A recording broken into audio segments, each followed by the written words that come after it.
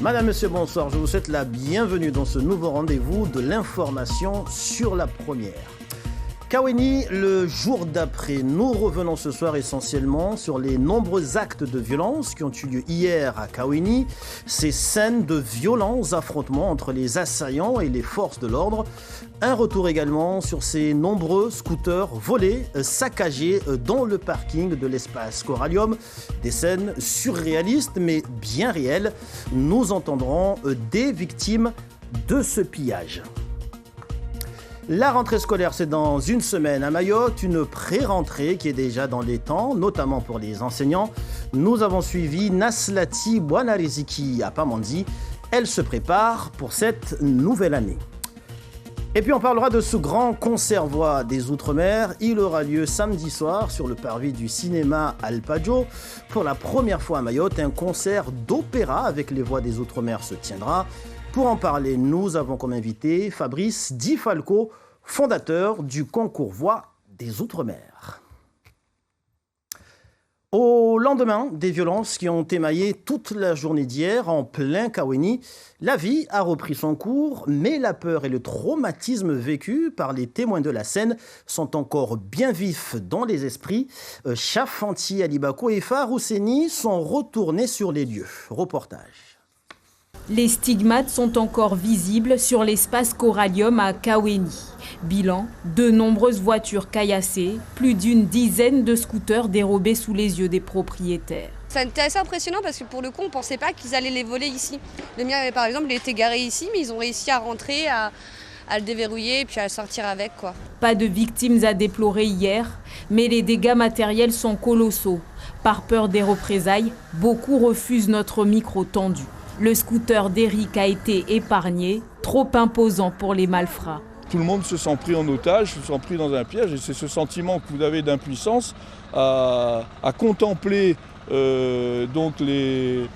ces jeunes qui pillent, qui cassent gratuitement et c'est ça qui est dur. Face à cette insécurité sans fin, la population s'interroge. Est-ce qu'il y a une volonté réellement que ça s'arrête? Parce que quand moi j'entends des déclarations du préfet qui sont assez récentes, lorsqu'il y a eu une agression de deux magistrates récemment, où on va faire venir des forces de gendarmerie supplémentaires pour rétablir la paix républicaine, c'est les mots qui sont employés, et que l'on voit que rien ne change et qu'au contraire, tout ça s'empire. La population va finir par se révolter et puis faire sa justice elle-même, ce qui n'est pas du tout souhaitable. Une enquête est en cours afin de retrouver les auteurs de ces nouvelles violences à Kaweni.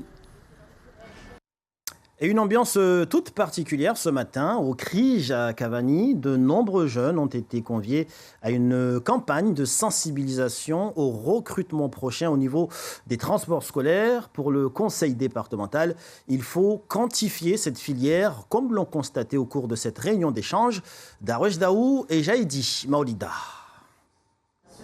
Ils sont une quarantaine à répondre présent à l'appel du Centre régional d'information jeunesse après la prescription de leurs dossiers respectifs à la mission locale.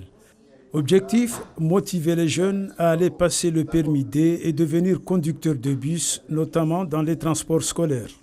J'envisage d'avoir mon permis D pour être conductrice de bus et par la suite progresser petit à petit et être au long terme dans ce métier-là. La formation, ça va durer 4 mois et le base de salaire, ça va du 8 à 1500. Et ça vous donne envie Oui, ça me donne envie, sincèrement, oui. Après la formation, les candidats seront orientés vers les organismes demandeurs. Le CRIJ tient déjà à rassurer les concernés. Les résultats positifs seront aussitôt suivis d'effets. Les deux centres de formation présentent nous informent qu'il y a tellement de la place et qu'en 3 semaines, il est possible de former ces jeunes-là. En 3 semaines, avoir le permis D. Bon, ensuite, il a rajouté le FIMO qui fait que la personne va avoir un peu plus de pratique pour accéder à la profession. Le besoin pressant d'avoir des conducteurs de bus n'est pas sans rappeler les contraintes fâcheuses liées à l'insécurité monstrueuse à Mayotte, plus particulièrement le caillassage de ces moyens de transport qui sont même parfois incendiés. Mais les entreprises refusent de tomber dans la psychose. Actuellement, le chiffre que j'ai n'est pas précis, mais je peux parler d'une dizaine de conducteurs qui nous manquent. Parce qu'aujourd'hui, j'ai aussi des chefs d'entreprise qui ont un certain âge et qui sont obligés aujourd'hui de conduire leur propre bus. Donc oui, le besoin est là. Avec un département où tout est urgent, la préparation au permis D va certainement apporter une bouffée d'oxygène pour bon nombre de jeunes en quête d'une stabilité socio-économique. Éducation, la rentrée scolaire, ce sera pour la semaine prochaine à Mayotte. Et l'heure est aux préparatifs, notamment pour le corps enseignant. Beaucoup s'activent à retrouver leurs élèves. C'est le cas de Naslati Bouanariziki à Pamandzi. Pour elle, il est indispensable de prendre de l'avance pour aborder l'année qui s'annonce. Mais elle appelle surtout les parents d'élèves à redoubler d'efforts pour soutenir l'éducation nationale. Son portrait est signé Darwesh Daou et Bibi Mariam Halidi. Naslati Bouanariziki est bien studieuse. Devant son ordinateur, elle parcourt le nouveau planning qui l'attend à la rentrée scolaire dans une semaine. Professeure des écoles, elle a passé 4 années comme contractuelle avant de devenir titulaire depuis 6 ans. En charge d'une classe de CM1, la jeune femme mesure parfaitement la lourde responsabilité qui l'attend à nouveau avant le jour J. Il faut se préparer en amont. Et avant de se préparer, il faut lire les programmes, se conférer au programme et préparer ses séquences, ses séances par rapport au programme du ministère. Donc on n'y va pas comme ça haut la main. Dans ses propres manuels, Naslati revoit tranquillement toutes les différentes étapes pédagogiques qu'elle doit proposer à ses élèves. Consciente de l'extrême exigence qu'impose l'éducation nationale, elle fait aussi un appel solennel à tous ceux qui sont impliqués de près ou de loin dans ce domaine indispensable pour la vie. D'une manière générale, je vois les parents ne sont pas assez présents. Donc nous, dans l'année, on prévoit 3 rencontres, même 4, et souvent les parents ne viennent pas. Donc j'aimerais vraiment que les parents s'impliquent davantage dans l'éducation de leurs enfants, qu'ils viennent, qu'ils se renseignent, qu'ils prennent des rendez-vous pour savoir comment leurs enfants travaillent, qu'ils soient là.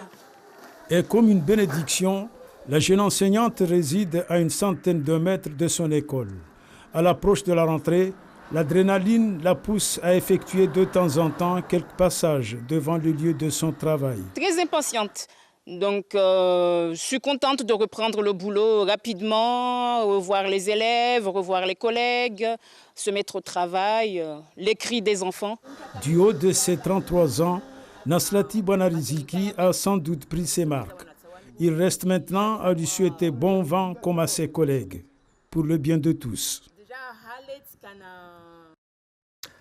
Je vous le disais dans nos récentes éditions, une délégation de pompiers réunionnais s'est jointe à celle de Mayotte pour aider à lutter contre les feux de forêt dans l'Hexagone. Et au même moment, une polémique fait son chemin à La Réunion. Les pompiers sont en colère. La raison, leur direction propose de recruter des volontaires métropolitains en vue de la prochaine saison des incendies de forêt. Une décision contestée par les syndicats locaux. Sufati Tumboudani, Willy Thévenin. Les soldats du feu en pleine action au Maïdo en novembre 2020. La période de tous les dangers liés aux feux de forêt à La Réunion de mi-septembre à mi-décembre. Par anticipation pour renforcer les équipes et pour la première fois, le SDIS 974 recrute des pompiers volontaires saisonniers hors département. Les syndicats sont divisés. On ne peut pas accepter ça. Si on laisse la porte ouverte aux saisonniers, ça va être une porte ouverte définitivement. C'est-à-dire, on sera comme des saisonniers aux vendanges en Alsace. Ils viendront tous les ans venir à La Réunion, être logés, blanchis, éclairés, être payés au lance-pierre quand même, et pouvoir nous remplacer. On ne peut pas reprocher à la direction de tenter toutes les solutions pour remplir nos camions qu'on a du mal effectivement à remplir. Nous avons 38 383 jours d'arrêt maladie par an. ce qui représente 190 équivalents temps plein absents de nos rangs. J'estime que La Réunion, nous avons suffisamment de sapeurs-pompiers volontaires. Il suffit de les payer en temps et en heure pour qu'ils puissent être motivés pour faire partie de ce dispositif. Dans une île où 39% des moins de 29 ans sont au chômage, cet appel à candidature serait une piste à privilégier. Si on s'adressait au Pôle emploi, si on s'adressait aux associations des jeunes dans les quartiers en difficulté, ces gens-là peuvent bien être avec une petite formation, surveiller les départs de feu, comme ça se fait dans le Var. Dans le Var, ils ont embauché des gens qui étaient en situation précaire. Pourquoi à La Réunion, à 10 000 km, on veut faire rentrer des gens alors que sur notre territoire, il y a des gens qui ne travaillent pas? Moi, j'ai déjà 16 noms. J'ai été contacté par un sapeur-pompier professionnel du Nord-Est qui m'ont dit que les sapeurs-pompiers du Nord souhaiteraient aussi faire partie de ce dispositif. Donc vous voyez, il y a de la demande. Je pense que trouver 35 personnes est facile à La Réunion.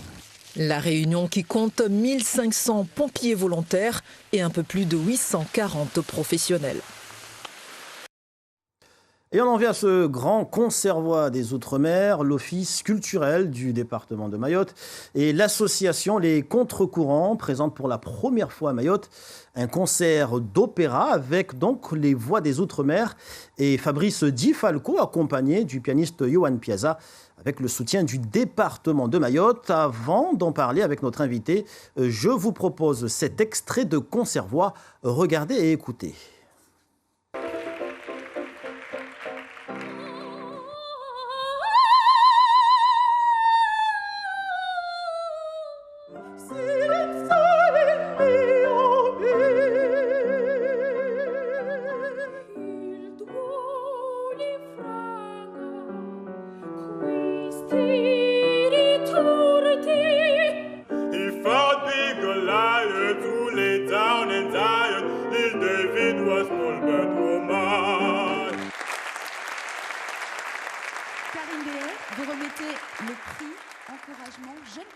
Et le fondateur du concours Voix des Outre-mer est avec nous, Fabrice Di Falco. Bonsoir. Bonsoir. Alors vous voici donc de retour à Mayotte avec cette fois cette grande première, un concert unique et exceptionnel. De quoi s'agit-il très exactement ? C'est simple, vous allez pouvoir écouter les candidats lauréats du concours Voix des Outre-mer que nous organisons avec les Contre-Courants et l'Office culturel départemental. Vous allez retrouver justement Shaima Hassani, Stéphanie Souf, Waïda Bakari, voilà ces candidats mahorais qui ont découvert le classique grâce à ce concours Voix des Outre-mer, avec également des chanteurs qui viennent de la Guadeloupe, de la Martinique, de Centrafrique comme Axel Saint-Cyril, Alban Legos, Tony Catherine qui nous vient de La Réunion, tous ces personnes accompagnées par Yohan Piazza, vous le disiez. C'est une première, une grande première pour Mayotte, ce concert Voix des Outre-mer, ici à Mayotte. Et nous sommes ravis parce que nous sommes en pleine masterclass avec déjà les nouveaux candidats de cette 5e édition. Et ça se passe très bien. Et justement, ça se passe très bien. Et pour samedi soir, comment ça va se dérouler ? Quelle est la composition, la présentation de ce concert ? À quoi devons-nous nous attendre ? Alors, vous allez vous attendre, chers amis, à découvrir l'opéra, redécouvrir l'opéra, et puis aussi, je dirais, entendre ou réentendre des airs classiques que vous entendez, des fois, quelquefois, à la publicité, dans des films. Ça va être une soirée familiale, parce que justement, toutes ces voix des Outre-mer, de tous les différents Outre-mer réunis pour cette grande manifestation, justement au cinéma Alpaggio, sur le parking à 20h précise, vous allez justement voyager. C'est une aventure lyrique avec les voix des Outre-mer, je dirais, avec des airs connus et des airs moins connus, mais on est là justement avec l'association Les Contre-Courants et l'Office culturel départemental à vouloir, si vous voulez, faire que l'art lyrique soit de plus en plus dans l'ADN des Mahorais. Et il y aura également de la musique traditionnelle, car c'est très important pour nous que la musique traditionnelle soit aussi enracinée comme l'opéra. C'est intéressant ce que vous dites. Vous dites que cela soit dans l'ADN des Mahorais. C'est aussi l'un des objectifs, ancrer l'opéra à Mayotte ? Bien sûr, ancrer l'opéra à Mayotte, ancrer l'opéra dans tous les Outre-mer et permettre justement par la voix lyrique que tous les Outre-mer puissent se réunir par les océans lyriques. Et puis je dirais que nous sommes tous lyriques, nous sommes tous opéra. On chante tous sous notre douche, on chante tous en conduisant la voiture, on chante tous quand on prend les barges pour qu'on puisse ensuite aller à notre travail, on chante tous. Donc je dirais qu'il faut simplement savoir que le chant que nous écoutons actuellement, quel que soit les styles, l'ancêtre de toute musique avec des paroles, c'est l'opéra. Donc en réalité, quand on chante du ragamuffin ou de la musique traditionnelle mahoraise, ou quel que soit le style, l'ancêtre, les premières personnes qui ont apposé un texte sur une musique, c'est l'opéra. Donc si vous voulez, nous sommes tous outre-mer, ultramarins, aimant la musique classique et l'opéra. Et rendez-vous donc samedi soir, entrée libre. Exactement. C'est très important pour nous, avec l'association Les Contre-Courants et l'Office culturel départemental, de permettre l'accessibilité gratuite. Tous nos événements sont gratuits, mais surtout, retrouvez-nous aussi le 20 ici, août à 20h, et à la finale mahoraise qui se passera en novembre. Fabrice Di Falco, merci d'avoir accepté notre invitation. Merci beaucoup. Merci à vous. Et pour terminer ce journal, direction Madagascar, où s'est tenue une grande fête de la jeunesse, une rencontre qui a rassemblé des jeunes issus de toutes les régions de la Grande Île. Voyez sans plus tarder cette soirée dansante sur le thème de la solidarité intergénérationnelle. À Majinga, nos envoyés spéciaux Daniel Abdou et Abderrahmane Saïd. Les 17 districts de la Grande Île sont fièrement représentés. Chaque groupe se distingue par sa tenue ou par son drapeau. Les centaines de participants parcourent 4 km de marche avant d'arriver au complexe sportif. Sur place, chaque région a représenté son tableau. Danse d'ailleurs comme pour s'ouvrir au monde. Mais également les danses traditionnelles comme le salégui. On pourrait faire ça, exemple des mariages traditionnels, parce que cette tenue, c'est une tenue traditionnelle, et même de l'Afrique. Tout au long de la soirée, des chorégraphies et des chants sont représentés dans ce gymnase de la ville.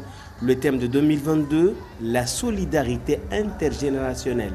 Les jeunes malagasy seront le pilier qui feront de cette solidarité avec la contribution, avec l'aide de tous les âges, les adultes, les enfants, pour créer un monde meilleur.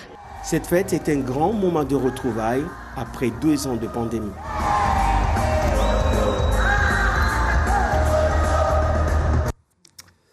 Et comme l'a dit le philosophe Socrate, rien n'est trop difficile pour la jeunesse. Voilà donc qui met un terme à ce journal. Merci pour toute votre attention. L'info continue avec le journal en mahorais à suivre tout à l'heure. Je vous souhaite de passer une excellente soirée, de merveilles, de tranquillité. Merci à vous. Bonne soirée.